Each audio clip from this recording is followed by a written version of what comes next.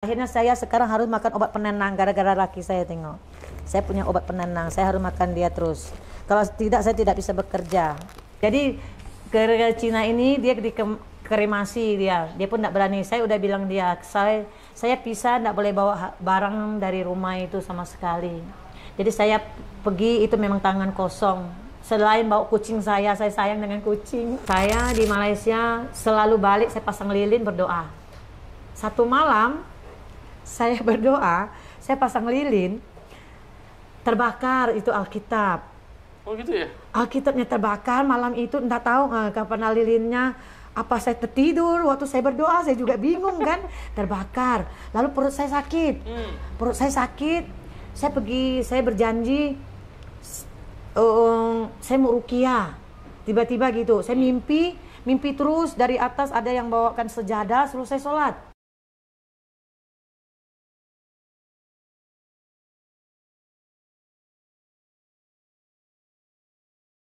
Assalamualaikum warahmatullahi wabarakatuh, sahabat saudara Iman, Masya Allah, tabarakallah. Ini saya bersama Ibu Vinawati. Ya, Ibu Vinawati ya. Alhamdulillah, ini kemarin kita ketemu perdana di rumah sakit. Sekarang gimana kabarnya Bu? Alhamdulillah. Alhamdulillah. Iya.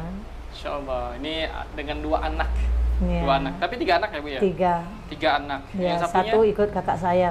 Oh, ikut SMP. kakak. SMP ya? Iya. Oh, paling tua berarti? Kelas 3, iya. Berarti cewek semua? Cewek semua. Masya Allah. Kalau Ibu sendiri, sekarang umur berapa Bu? 49. 49. Iya.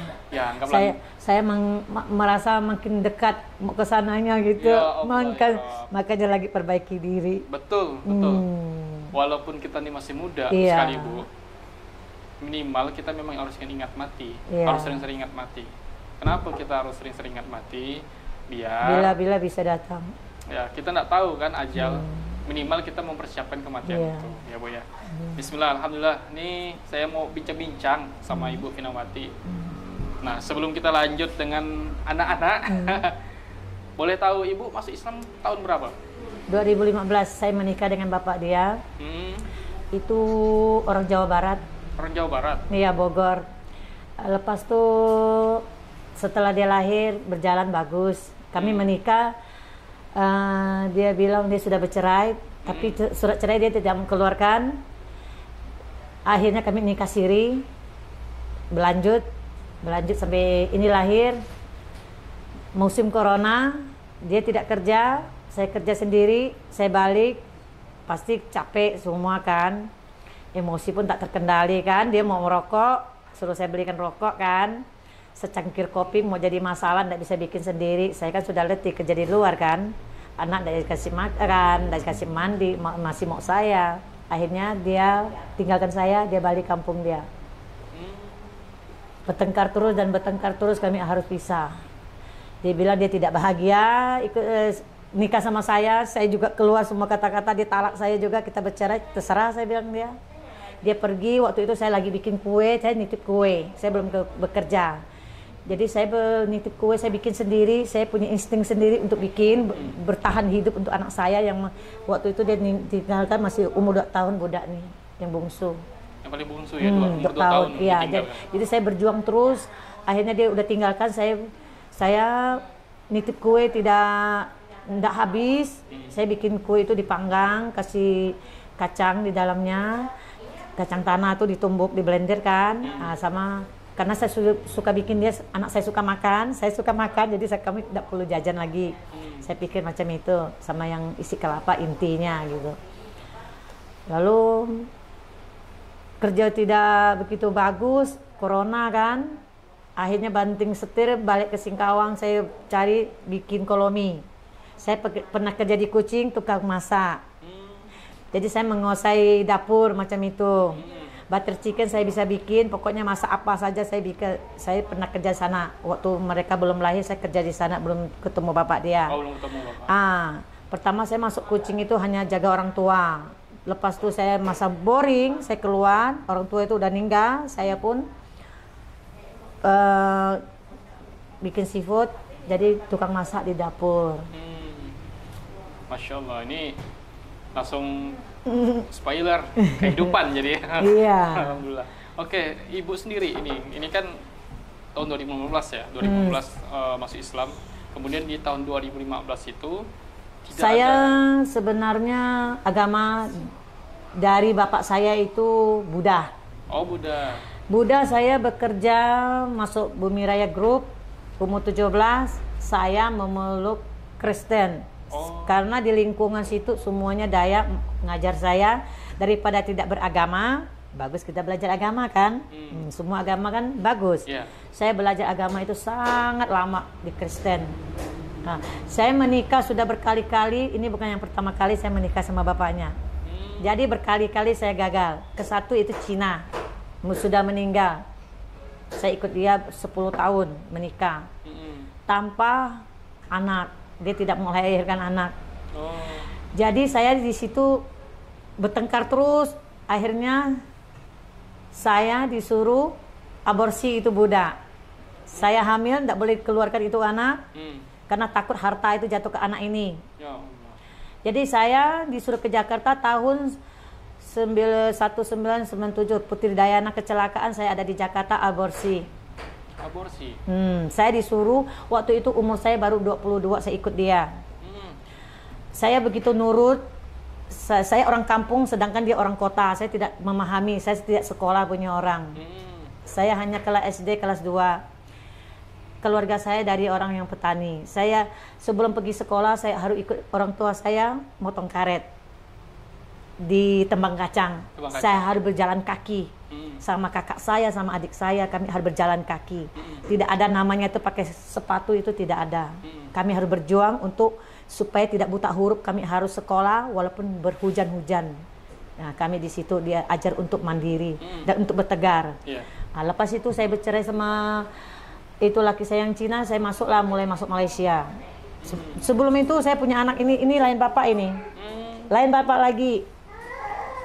Tapi setelah melahirkan anak saya yang pertama nih, 5 bulan saya tinggalkan dia. Saya harus untuk beli susu. Saya pernah ikut nanam padi, bawa dia ke ladang sampai buta tuh jatuh ke comberan. Jadi saya harus berjuang terus. Bapak dia pun meninggalkan dia, Melayu. Saya tidak tahu konteksnya sekarang dia masih hidup atau tidak, kami pisah. Karena dia banyak istri, saya harus mundur. Kami nikah siri semua. Dia dari Cina sampai Dayak sampai semua suku dia ada. Bapaknya orang Selat Panjang, pengusaha kayu. Dan saya harus bawa anak ini. Saya besarkan dia, saya tidak pernah kontak sama dia. Dan anak ini sekarang udah 14 tahun. Dia juga tidak pernah nanya. Saya tidak pernah kasih tahu dan saya tak pernah juga cari orang ini. Akhirnya saya tinggalkan dia, saya masuk Malaysia lama, saya kerja sampai dia sakit-sakitan. Saya balik, bolak-balik.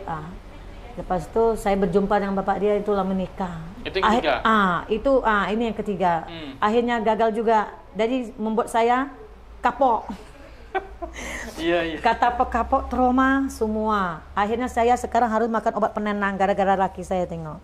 Saya punya obat penenang, saya harus makan dia terus. Kalau tidak saya tidak bisa bekerja. Mana ya?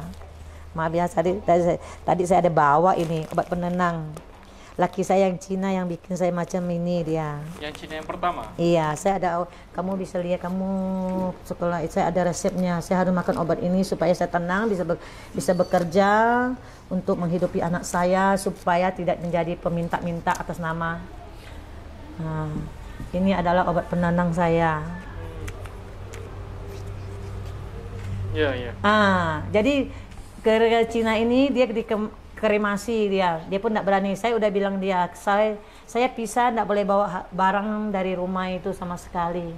Jadi saya pergi itu memang tangan kosong. Selain bawa kucing saya sayang dengan kucing. Oh, kecuali kucing ya? Kucing saya bawa, bantal saya, itu saja. Gimana Pak? Aman? Masya Allah. Ini maksudnya berarti di suami yang pertama, yang Chinese itu? Kenapa saya memeluk Islam ya? Ada kejadian. Saya tidak tahu ada hidayah atau apa. Dalam kondisi saya bekerja terus di Malaysia kan jarang pulang kan, sendiri dalam kos yang kecil kan. Saya masih memeluk Kristen. Saya setiap balik pokoknya stres. mikirkan anak saya yang saya tinggal, selalu telepon saya, kakak saya kan yang jaga. Maka sekarang itu anak tidak bisa ambil balik. Sama suami berarti?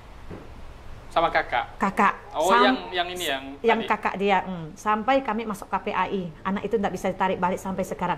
Anak kakak saya lulusan Untan S2 yang perkarakan saya.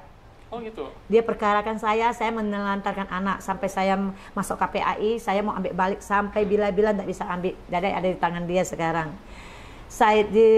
Dia bilang saya tidak memenuhi kebutuhan budak ini, tidak masalah. Tapi Allah tidak tidur, dia akan mencatat apa yang kita buat. Bertengkar hebat saya sama kakak saya waktu itu. Saya pun tinggalkan, saya fokus kedua ini, saya bekerja terus kan, bekerja dan bekerja. Saya ikhlaskan, saya masih ada 2 perempuan. Itu kasih dia aja, saya pikir kan. Semua itu milik Allah. Saya ikhlaskan gitu. Akhirnya saya di Malaysia selalu balik, saya pasang lilin berdoa. Satu malam saya berdoa, saya pasang lilin, terbakar itu Alkitab. Oh gitu ya? Alkitabnya terbakar malam itu, enggak tahu kapan lilinnya. Apa saya tertidur waktu saya berdoa, saya juga bingung kan. Terbakar, lalu perut saya sakit. Perut saya sakit, saya berjanji saya mau ruqyah. Tiba-tiba gitu, saya mimpi terus dari atas ada yang bawakan sejadah suruh saya sholat. Saya suruh saya sholat, ada macam orang yang keluar dari masjid suruh saya sholat. Mungkin saya harus balik dulu ya, jumpa orang, perut saya sakit kan tidak bisa bekerja. Balik saya pergi jumpa di pedalaman sana, di mana daerah sana, pokoknya pedalaman di nggak tahu di mana, kakak saya baru tahu. Saya pergi ruqyah, saya berjanji setelah saya sembuh, saya di ruqyah, saya oleh orang pintar ini dibacakan pakai air putih aja, dicuci muka, diminum, sembuh. Di situ saya mulai belajar agama sendiri sebelum ketemu bapak dia nih. Tapi belum ketemu nih. Ya? Saya udah belajar sendiri. Belajar terus. Habis selalu mimpi orang ngajarin saya sholat. Mau tak mau kan, semacam gitu hidayah kan. Mungkin saya kasih tahu kakak saya, mungkin kamu harus memang pindah agama, dia bilang. Ketemulah bapak dia. Saya belajar sholat, ketemu bapak dia ini. Mungkin itu tidak berjalan lama pun kami mendapa gitu kan. Dia mau ambil anak ini saya tidak kasih dia, ikut saya karena dia masih kecil gitu. Biar dia udah besar nanti baru ketemu bapak dia gitu. Macam ini. Masya Allah. Tapi anak yang pertama tadi itu dari bapak yang ini juga?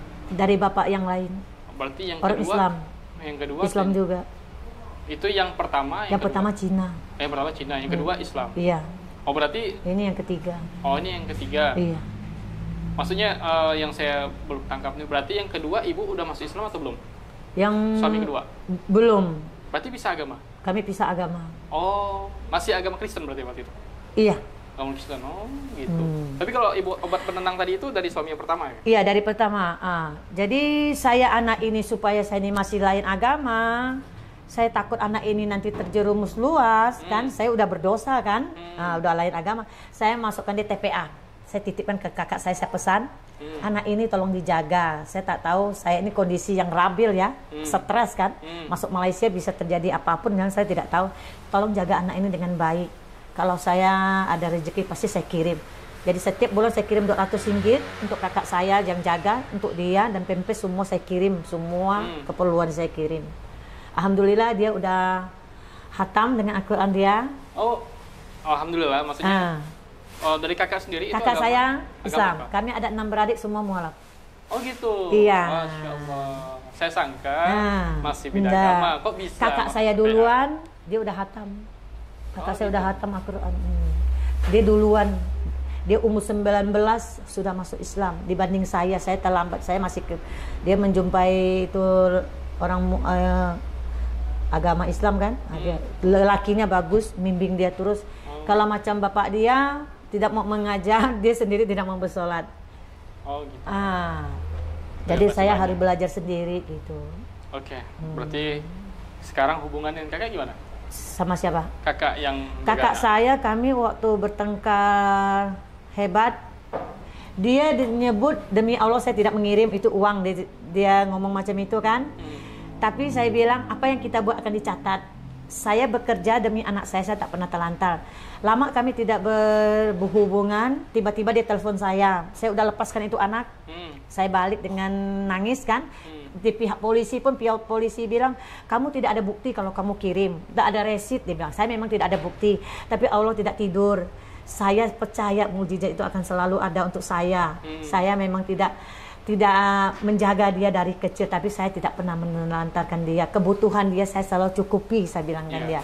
Saya pergi, saya bawa surat saya, atas itu semua saya ambil balik surat saya takut dia ngubah kan.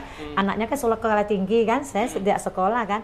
Pokoknya kami satu kali dia telepon saya, dia bilang, macam mana kabar kamu? Baik, saya bilang saya bekerja. Tidak apa-apa, saya kena jantung, dia bilang. Dia demi Allah, dia bilang dia tidak makan duit itu kan. Dia waktu bertengkar sama saya, dia tidak sakit. Tapi lakinya masih nanya, adakah dia kirim? Demi Allah dia tidak mengirim, dia bilang macam itu. Jangan bersumpah, saya bilangkan dia. Nanti sumpah itu akan kena ke kita. Apa yang kita buat akan balik ke kita. Kamu mau buat baik, mau buat jahat, akan balik ke kita semua. Saya bilang macam itu. Jadi dia bilang dia kena jantung. Oh iya kak, saya bilang. Kenapa bisa? Saya pun tidak tahu, dia bilang. Sudahlah, saya bilangkan dia. Saya maaflah. Saya mungkin menyakiti kakak. Saya bilang kan, ya, dia kan kakak saya anak kedua, kami 9 bersaudara. Saya minta maaf, saya bilang dia jaga kondisi, saya bilang dia. Sekarang oke lah, anak saya pun kadang Sabtu dia ikut saya kerja, seminggu dapat 2 hari pun lumayan untuk dia sekolah. Jadi kadang dia Minggu sama Sabtu ikut saya tidur gitu, balik gang syukur. Iya. Oh, berarti udah bagus. Udah bagus. Sejak dia itu sakit, sekarang lagi sakit-sakitan. Tapi sering berkunjung sekarang? Sering. Tadi saya masih kunjung Rungkit, itu cucunya masuk Rungkit yang di kamar dia. Oh gitu. Iya, tadi kami ke Rungkit nengok dia. Oh, tapi ini maksudnya meluruskan saja ya. Berarti hubungan ibu sama kakak ibu udah baik-baik aja. Udah baik. Iya. Berarti kan memang kita pun sama-sama hilaf. Nah, semua supaya berjalan baik. Karena kita di sini pun kita tidak tahu siapa jalan duluan. Bagus kita masing-masing memperbaiki diri. Ada salah kita harus memaafkan orang pun juga, bukan orang lain kan. Saya orang berbesar hati gitu. Saya mengikhlaskan. Macam mana bapaknya naik pesawat tinggalkan saya waktu saya masih nitip kue. Tanpa pamit, anak saya nangis. Mama saya bilang, laki kamu sudah pergi. Bagus, saya bilangkan dia. Mengurangi pertengkaran dan dosa, kan? Nah, sudah tak ada jodoh. Itu saja. Tapi dari suami ibu yang punya anak ini, ada menghubungi sama sekarang? Dia kemarin anaknya sakit, saya ada kasih tahu dia. Masih kontekan? Dia jaga dia ada ikut jaga, tapi sama ini dia tidak jaga, jadi tidak begitu peduli sama ini dia. Dia lebih sayang ini karena dia ada ikut jaga waktu di Kucing gitu. Oh, masih ketemu di Kucing itu? Di Kucing kami. Oh. Dia waktu saya balik melahirkan, duit tuh dia harus kirim 1.000, sisa 500 ringgit. Jadi saya tidak cukup untuk saya habis persalinan saya sendiri kan. Saya harus bayar rumah 700 untuk beli susu budak. Mau tak mau saya pinjam duit. Saya bikin paspor dia, saya pergi nyusul dia. Nyusul di situlah kami mulai bertengkar, dia lagi gendong budak, dia pakai tangan mukul saya. Saya langsung masuk, saya geledah itu tempat lemari, saya melihat dia ada kirim 2.000 ringgit untuk kampung dia. Dia bilang dia sudah cerai. Seharusnya kan dia minta izin gitu. Ya mesti harus minta izin. Minta izin. Setiap Idul Fitri saya harus menangis, saya lagi menghamil dia, saya sendiri mengerayakan sendiri. Di Kucing saya pun tak bisa balik karena saya masih bunting dia. Laki saya balik kampung dia sendiri. Setiap Idul Fitri dia balik. Dia tidak pernah sama saya. Oh, berarti gini, maksudnya menikahnya di sana juga? Menikahnya kami balik sini. Oh, balik ke tempat ibu berarti? Iya. Oh, habis setelah menikah, ke Kucing lagi? Ke Kucing lagi, dia pergi kerja. Itu pisah agama tadi ya? Udah lah. Oh, udah Islam? Udah. Oh, yang sama ini udah Islam? Udah ya, Islam. betul. Oke, maksudnya ini kan ibu kok mau percaya gitu maksudnya? Iya, saya macam begitu naif gitu. Satu laki-laki ke satu. Kayak saya kan sudah bilang, saya ini tak punya pendidikan. Saya kalau memasuki perkawinan atau pacaran itu saya serius gitu. Tapi keseriusan saya dipermainkan oleh mereka sampai sekarang, makanya saya kapok, saya bilang. Ada yang ngajak nikah sampai 5 orang sejak di bapaknya pergi, saya tidak mau nerima. Saya kapok sama laki-laki, saya bilang.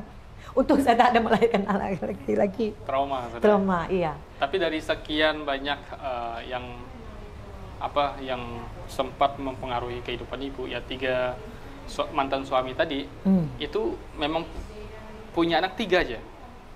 Iya. 3 aja berarti? 3 aja. Oh, Masya Allah.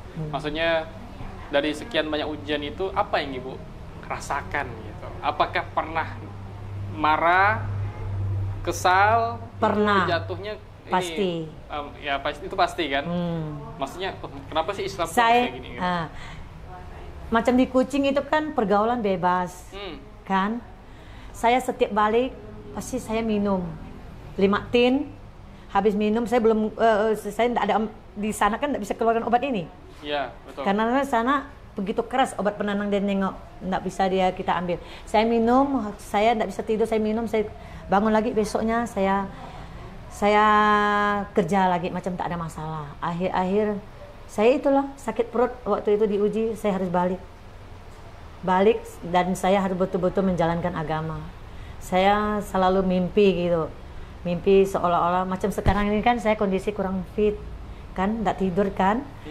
Jadi saya makan obat ini hanya 1 hari 1, sebenarnya 1 hari itu 3, karena biaya mengurangi biaya yang juga mahal, saya harus minum 1. Dalam kondisi tempat kerja juga, saya bagian dapur, orang tidak mau tahu nasi masak atau tidak, saya ngantar dia sekolah dulu, baru saya pergi ambil lagi kerja. Saya masuk jam 7, pulang jam 6 macam itu. Karena macam Idul Fitri, saya bagian cuci loyang di dapur. Balik kadang jam 12 malam baru tidur. Makanya saya bilang, nanti mama udah tak ada. Saya merasa ini kan badan saya tidak begitu bagus. Kamu cari guru yang bisa menjaga. Saya 2 ini cukup, 1 kakak saya menjaga, 2 ini harus ini lulus masuk pesantren. Maka saya kena Ibu Yuli, saya tolong dijaga anak saya 2 ini gitu. Jadi dia bisa doakan saya gitu. Saya merasa macam dosa saya terlalu banyak, jadi saya harus betul-betul bertobat gitu. Saya sangat takut nanti saya sampai sana tidak bagus gitu kan. Jadi saya usahakan anak saya bisa ngaji, bisa kenal agama dia. Cukup saya yang begitu diombang-ambingkan gitu. Jadi anak saya tidak boleh gitu. Agama kamu adalah Islam yang paling bagus, saya bilang dia kan. Nah, jadi kamu sudah lulus sekolah, udah jadi orang bagus, kamu harus sayang orang juga, saya pengen dia. Maaf, saya macam itu. Ya, Insya Allah. Nangis juga anak. Iya. Ada tisu? Udah apa? Insya Allah. Ya, saya menjaga anak saya sebab saya takut dia gitu. Sebab anak perempuan kan. Tapi anak ibu udah ngerti. Maksudnya bapaknya di mana? Ngerti. Dia nggak mau ngomong sama bapaknya. Kami kan dalam rumah kan bertengkar terus. Nah, iya pasti ada trauma ya. Iya. Anak-anak juga. Makanya saya nanya dia. Bapaknya kan dibilang dia mau kembali. Saya bilang sudah 5 tahun kau tinggalkan kami. Jadi saya berjuang sendiri demi anak saya. Saya hampir masukkan dia di panti asuhan waktu itu di Wonodadi. Saya udah tak mampu gitu waktu dapat kerja tuh tidak mampu mau biaya dia kan. Dia perlu sekolah. Dia tidak boleh macam saya gitu. Nanti takut nanti kamu menikah nanti juga dibohongin gitu. Jadi harus berhati-hati. Pondasi kamu adalah agama dulu. Mama tidak bisa kasih apa-apa. Jadi kamu setelah lulus kamu harus masuk pesantren gitu. Saya sebenarnya mau masukkan anak saya yang besar, kakak saya tidak izinkan. Dia kan udah SMP, seharusnya masukkan dia pesantren. Nah, kayak dia sekarang kan macam malam minggu dia mau keluar. Saya bilang dia, namanya Veronica, tolonglah, kamu itu anak perempuan, tidak boleh begaul terlalu bebas, masih sekolah lagi, tidak boleh namanya pacaran. Tolonglah kamu itu sholat. Setiap balik rumah saya tidak mau sholat. Kalau tempat kakak saya dia tidak berani. Jadi saya lebih suka dia tempat kakak saya gitu. Oh, lebih terkontrol. Terkontrol gitu. Kadang ada kerja baru dia balik gitu. Kalau tidak ada di tempat kakak saya, sebab semua kakak saya semua taat agama bumi. Insya Allah, alhamdulillah. Oke, ini maksudnya unik ya, banyak sekali kisah-kisah saudara kita nih yang memprihatinkan, bukan dari segi ekonomi aja, tapi masalah keluarga, masalah lingkungan sosial, sampai akhirnya permasalahan juga ya ke lingkungan keluarga sendiri yang terdekat ya, Bu ya. Kalau Ibu sendiri, dengan ujian-ujian yang udah dilalui, dengan harapan tadi agar anak nanti semakin taat dengan agama, apa sih harapan ke depannya? Harapan saya kan, saya kerja juga terlalu malam balik kan, makin rabun mata saya kan. lalu kondisi asam lambung naik terus kan, asam lambung ini kan bisa menyebar kemana-mana kan. Nah, saya hanya, makanya saya bilang anak saya setelah lulus mungkin saya masukkan di pesantren dan saya mau bikin kue saya jajak lagi, saya mau berhenti lalu belajar agama, itu saja. Saya mau mendekatkan diri betul-betul belajar agama, sebab kami tempat kerja dilarang untuk bersolat. Gitu. Karena itu Cina semua, dan masakannya juga kuali tak kuali saya harus bawa semua pinggan, kami tercampur gitu, dia tidak peduli gitu. Jadi saya maka saya bilang sama anak saya, kalau bisa sih cari tempat yang betul-betul ada halalnya gitu kan, karena gitu begitu dia masak ini kita juga terikut gitu. Di situ kebanyakannya orang Dayak kan. Kerjanya sekarang di situ? Masih situ. Saya bagian dapur. Saya macam masak nasi kan saya bagian dapur ya. Saya selesaikan dibeli sayur ya saya masakkan mereka. Soal makan tak makan itu kan bukan urusan saya. Saya kan dapur punya orang ya. Saya harus tanggung jawab. Macam bisa Idul Fitri 80 orang saya harus masak nasi sampai 2 kali, saya disuruh ya saya masak gitu. Ya pakai disuruh beli sayur saya beli apa-apa yang mau kita masak untuk mereka makan gitu. Karena saya kerja di situ ikhlas gitu, karena agama Islam juga orang banyak gitu, dari mereka orang Punggur gitu perlu makan kan, mereka manggang lapis kan. Saya jam segini sudah harus selesai masak gitu. Macam itu. Insyaallah, alhamdulillah. Saya malah mau nanya, anaknya satu kata aja, boleh Bu, mic-nya Bu untuk anaknya Bu. Saya pengen satu kata. Satu kata aja. Satu kata apa itu mau nanya. Nah, biasa. Nah, biasa tanya ini apa? Tanya mau jawab apa gitu. Udah besar mau jadi apa? Udah besar mau jadi apa? Mau jadi apa? Dia mau jadi guru dia. Mau jadi apa udah besar? Guru. Oh, sekarang kelas berapa? Kelas 3 SD. Kelas 3 SD? Iya. Oh, berarti umur sekarang berapa ya? 9. Nanti Desember 22 dia ulang tahun 9 tahun, 8 tahun lebih saya. Oh, insyaallah. Kalau yang kecil siapa namanya? Coba, namanya siapa? Afia Nur Aini. Oh, panggilan siapa? Afria. Oh, ini kelas berapa tadi? Kelas 1 SD. Sama sekolahnya berarti? Sama. Iya. Oh. Guru kemarin semua ada nengok, waktu ini kan bengkak nih. Bengkak ini guru kemarin ada datang. Nengok dia. Mereka saya. Insyaallah. Oke. Satu kata ya. Kalau dengar kata mama apa? Sayang. Sayang enggak atau apa? Sayang mama enggak? Sayang ya. Enggak ngecewain mama ya? Enggak. Sama ya? Sama. Alhamdulillah. Boleh Bu. Ini anaknya Ibu Finawati ya. Insyaallah alhamdulillah ini cewek semua, dari yang besar sampai yang nomor 2, nomor 3. Harapannya kami nanti insyaallah bismillah punya cita-cita besar juga untuk para mu'alaf, khususnya pernah mu'alaf dan anak-anaknya ya, membuat pondok mu'alaf. Jadi ada pondok saudara seiman, tapi memang tahap pertama itu memang cowok semua, karena kan kita ustazahnya masih kurang. Karena nanti di situ juga kepengurusan juga ada makyul. Habis itu yang kita harapkan adalah mu'alaf ini menjadi Islam yang kafah. Minimal kalau dia tidak orang tuanya yang menjadi Islam yang kafah karena faktor umur, faktor kesibukan, anak keturunannya yang menjadi Islam yang kafah. Itu yang kita harapkan. Makanya selama ini kita keliling-keliling juga ke pedalaman, ke Kota Pontianak, ke Kuburaya, ya bareng-bareng sama Mak Yul itu gunanya untuk mencari muslim yang tadinya agamanya non-muslim, pindah ke muslim, terus gimana kehidupannya nih setelah dia masuk agama Islam. Saya takut dengan tim, sama-sama takut kalau mereka tuh nyesal masuk Islam. Oh enggak, kalau untuk saya sendiri enggak ada kata nyesal ya. Itu proses hidup. Saya berterima kasih pada Allah gitu, saya diuji terus, enggak sampai bunuh diri. Oh Mayul mau bunuh diri itu, sempat itu. Saya enggak sempat gitu. Saya walaupun agama saya begitu taat gitu ya, mau agama apapun. Macam dulu saya Kristen, saya tiap minggu pergi gereja walaupun saya tak sempatkan masuk, walaupun dipotong gaji saya tetap beribadah gitu. Tetap beribadah. Iya. Macam saya di lingkungan kerja mereka bilang macam ini, kamu agamanya nggak jelas gitu. Saya tak perlu jelaskan ke kamu orang gitu. Nah, biar Allah yang tahu gitu kan. Maka anak saya sebelum maghrib saya ngantar dia balik pergi untuk sholat yang jam 6 samanya jam 7. Tolong doakan mama makin hari mama merasa kondisi tidak begitu baik gitu. Nanti ada apa-apa cari orang yang terdekat gitu yang bisa menyayang kamu orang, bisa tetap pertahankan ini gitu, bisa doakan mama gitu. Itu yang saya takutkan gitu. Sebab saya kemarin aja di rumah sakit gitu, dia macam diet barang. Saya juga dikacau oleh barang gitu. Oh gimana? Barangnya hitam gitu. Saya jaga, enggak saya kasih dia sembarangan makan, kok bisa faktor kotor dia bilang. Virus itu bisa masuk.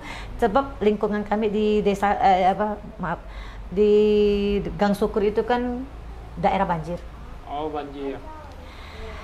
Jadi air itu banjirnya itu mungkin ya kemana-mana gitu. Nah, sejak diam di situ suka sakit anak saya. Dulu kan saya ngontrak di Gang Teladan, karena saya tak mampu bayar, saya undurkan kasih adik saya sekarang.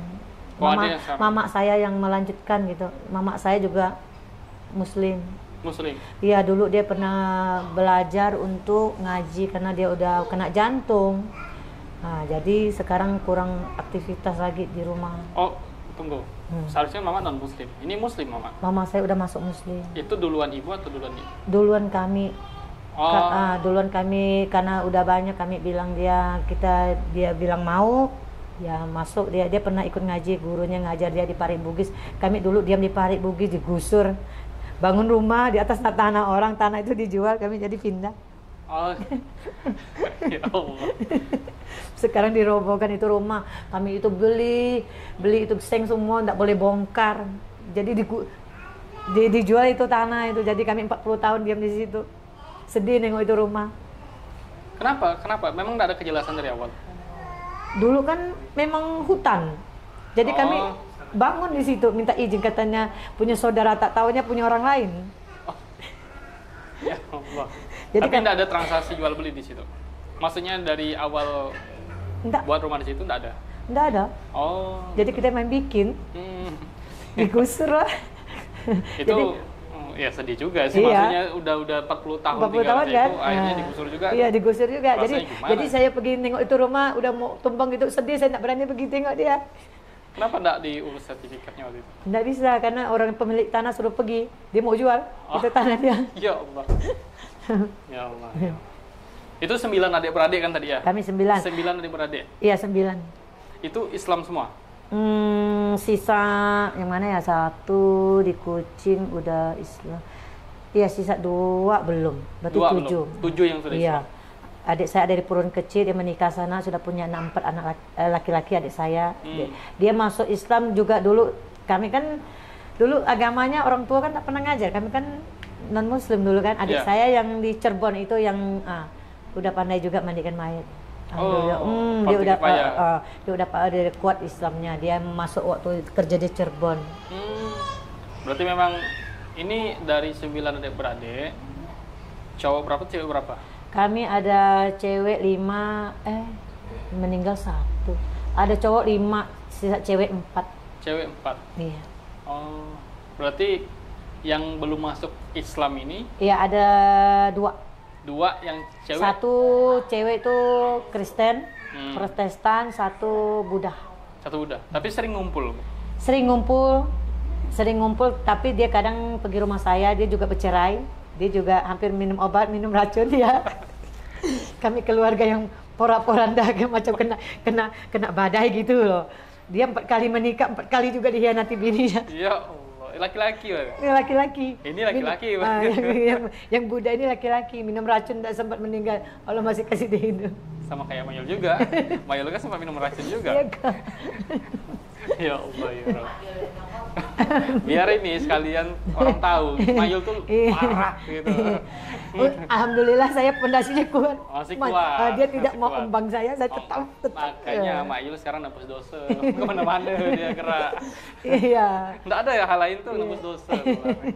Oke, lalu ini pertanyaan terakhir mungkin ya. Pertanyaan terakhir. Lalu Ibu dengan segala sesuatu yang sudah terjadi di kehidupan Ibu, apakah kalau menyesal Ibu tidak menyesal? Tidak.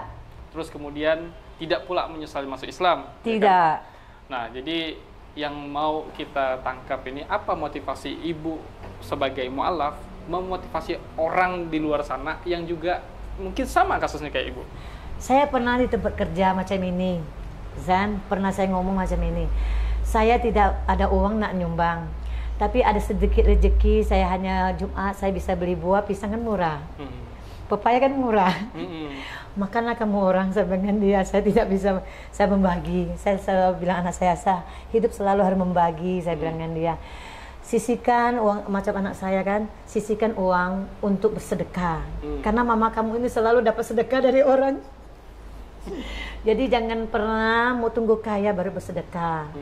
Jadi harus dibiasakan. Masa anak saya kan, saya ajarnya di situ kan ada setiap Jumat melewat itu masjid, masukkan. Harus diajar itu budak kan. Nah, itu saja. Tidak ada kata menyesal. Itu adalah proses hidup. Semua orang harus, makanya jangan sampai, saya bilang adik saya, jangan sampai minum racun aja. Proses hidup boleh, boleh diporak-porandakan, dibolak-balik di sana sini, tetap aja kamu itu agama apapun harus tetap, tidak boleh kata menyesal. Tidak, saya walaupun bapaknya tinggalkan saya kan, tidak ada menyesal. Itu ada proses hidup. Allah izinkan, kalau tidak izinkan itu tak akan terjadi. Semua itu sudah memang takdir, jadi harus terjadi. Jadi tak ada yang bisa orang untuk menggeser atau mengubah dia. Tidak apa-apa, itu ada pengalaman hidup untuk anak saya juga. Dan kadang saya untuk orang macam itu, di tempat kerja gitu, maksimal mungkin kerja, saya tukang masak, jadi maksimal mungkin saya bisa ke masakan ini keluar, saya harus masak gitu. Oke, Insya Allah, Alhamdulillah. Mungkin itu ya kisah Ibu Finawati. Kalau kami sebut, kalau sebelumnya ada Ibu Indah, itu ibu tangguh juga. Jadi beliau Gojek, Shopee Pay, Shopee Food. Nah, Masya Allah, ini ada Bu Finawati mengurus 3 anak tanpa suami. Mungkin gitu kali judulnya kan. Masya Allah, dengan ini ya, keluarga yang cukup unik. Tadi sampai ada juga yang mau minum racun kayak Mak Yul kan. Tapi Mak Yul alhamdulillah selamat. Sama dengan saudara ibu ya. Saudara saya. Bedanya Mak Yul Islam, Buddha. Itu Buddha. Nah, itu Buddha. Oke, mungkin itu teman-teman cerita Ibu Finawati. Jadi teman-teman semuanya, jadi Ibu Finawati seperti yang sebelumnya saya sampaikan, masih ngontrak juga ya Bu ya, masih ngontrak. Tapi ya tak mau juga nadakan tengan gitu ya. Mau. Kalau berusaha kasih, kecuali memang ada kita orang hidup, yang memberi. saya bilang sama anak saya, kita boleh susah macam mana, prinsip hidup tetap harus ada. Apalagi anak kita masih terlalu kecil ya, jangan kasih contoh yang tidak baik. Jadi macam mana saya, kadang saya pergi jemput anak saya merasa sesak kan, saya baring tempat sekolah, mereka tahu guru-guru, makanya dia pergi nengok. Jadi saya merasa capek, saya baring sekejap, saya ngantar anak saya balik, saya kerja lagi gitu. Jadi banyak orang, macam saya masukkan orang kerja, dia ingin berputar balik untuk menyingkirkan saya, berpihak lagi, toke ini tidak sampai hati, ya. Bini dia sih udah tidak sanggup dengan saya ini kan mau nyaut. Saya tidak bisa tidak nyaut punya. Dia pesan ke laki dia, pesan ke bini dia, jangan pecat dia, kasihan anak dia bilang. Kalaupun saya dipecat, sifat saya udah memang kayak gini, orang tak bisa menerima kekasaran saya tak punya pendidikan. Paling anak saya masukkan di panti asuhan, saya buka usaha lagi, bikin kue saya jual, itu balik aja macam itu. Saya ambil simple gitu. Saya tidak bisa paksakan orang menyukai saya gitu. Saya tahu saya banyak kekurangan dari pendidikan, dari kami lingkungan keluarga juga tidak begitu bagus gitu. Kami semua harus mandiri sendiri gitu. Itu saja. Alhamdulillah. Ini tapi belum masuk pondok pesantren. Belum, tunggu dia lulus. Tunggu lulus SD kan? SD. Kan udah besar kan? Udah besar, ya. Saya mau masukkan dia. Sama Mak Yul saya insya Allah sih saya mau masukkan dia Islami ya. Kata orang Islami itu mahal. Kalau saya ada sampai ke situ, saya pingin dari kemarin saya mau masukkan Islami yang ini, tidak kesampaian, duit saya tidak terkumpul terus. Jadi ini apa? Ini bukan menadah ya, ini cuma menawarkan. saya juga menawarkan ke teman-teman, mungkin ada donatur kita yang menonton. Jadi tidak menutup kemungkinan ada orang-orang baik yang tergerak hatinya. Itu anggapan kayak beasiswa. Nah, jadi memang harapan kita teman-teman semuanya. Jadi kami ini menyediakan beasiswa mu'alaf. Bukan hanya mu'alafnya, tapi anak mu'alafnya. Nah, jadi memang kayak kita memang pingin di sekolah. Gitu. Ya, kalau bisa kan sekolah yang bagus. Nah, tadi yang disampaikan juga ya pesantren Islamik misalkan. Ya, mana tahu nanti ada donatur, ada teman-teman baik yang mensupport. Kami ada program beasiswa mu'alaf yang kemudian bisa di TF di rekening yang sudah kami tentukan. Jadi memang itu pure untuk beasiswa. Kami ada beberapa orang kami beasiswakan kuliah. Itulah saya pingin mu'alaf, statusnya tidak dia ongkos sama orang tuanya. Nah, itu target kita. Tapi dia orang tuanya non muslim kan. Nah, jadi kayak kecewa ya ndak ngasih bulanan kuliahnya. Nah, jadi kita yang coba beasiswakan. Jangan sampai ketika mereka masuk agama Islam, mereka itu malah terbebani dengan ujian-ujian yang sepele. Kan kita karena pengen muda, menguatkan kan? akidah. Karena mereka kan masih muda gitu. Sampai akhirnya mereka bekerja. Kalau mereka udah bekerja kan mereka sudah punya penghasilan sendiri. Nah, barulah kita tanyakan apakah sudah bisa lepas atau belum. Tapi ada juga khusus yang masih kayak ini masih kecil, tapi pengen kerja. Nah, makanya kami juga menyiapkan beasiswa. Tapi itulah tadi ya kita lihat dulu adiknya mau masuk pesantren mana. Kalau bisa ya jangan pesantren yang abal-abal. Maksudnya kita tidak menyudutkan pesantren manapun ya. Maksudnya tuh pesantrennya harus yang terbaik. Bu Yuli, Mak Yul, ya insya Allah nanti mengontrol lah. Jangan sampai lepas kontrol. Karena bahaya. Harus sering dikunjungi, harus sering dikasih uang jajan. Nah, ini makanya kami juga membuka link beasiswa bagi teman-teman yang mau support anak mu'alaf. Jadi statusnya pernah mu'alaf ibunya, kemudian punya anak. Nah, anak ini, karena ini juga beasiswa bukan berarti beasiswa orang yang mampu, tapi beasiswa yang mereka menengah ke bawah. Nah, kayak kerja serabutan juga menengah ke bawah kan Ibu ya. Nah, ini yang harus kita fokuskan. Di mana teman-teman semuanya? Di Baitul Mal Saudara Seiman. Insya Allah Allah mudahkan kita semua, urusan kita semua. Ini ada 2 anak yang perlu mengenyam dunia pendidikan. Kalau ini sih masih lama. Kalau ini yang sebentar lagi kan. Nah, ada beberapa juga teman-teman mu'alaf yang kita support secara pendidikan agamanya, pendidikan formalnya, kemudian pekerjaannya juga kita support. Jadi kenapa? Biar ada habit muslim. Kami sedang membuat habit muslim, Bu. Namanya habit muslim. Kalau udah habit muslim itu berarti aktivitas muslim. Orang yang mu'alaf, yang tidak terbiasa bangun subuh, tidak terbiasa dengan sholat. Di situ gimana caranya mereka tuh bisa bangun subuh, bisa sholat 5 waktu, bisa baca Quran, minimal dia belajar Iqra. Nah, harus hal-hal dasar kayak tadi kan yang dilakukan Ibu tuh. Itu sedang kita buat. Makanya ada namanya Pondok Saudara Seiman. Nah, Pondok Saudara Seiman ini memang belum jadi, tapi insya Allah dalam tahap pembangunan. Jadi kalau ketika udah jadi, makanya saya sampaikan ke Mak Yul, ke teman-teman mu'alaf, kalau punya anak-anaknya gampang, kita punya fasilitasnya. Apakah mereka gaptek? Enggak, justru kami yang paling kuat, yang namanya mereka itu paham dengan teknologi perkembangan zaman. Jadi ada beberapa mu'alaf itu kami suruh dia ngedit konten video. Nah, ini yang edit nanti ini santri penerima amanah, santri juga.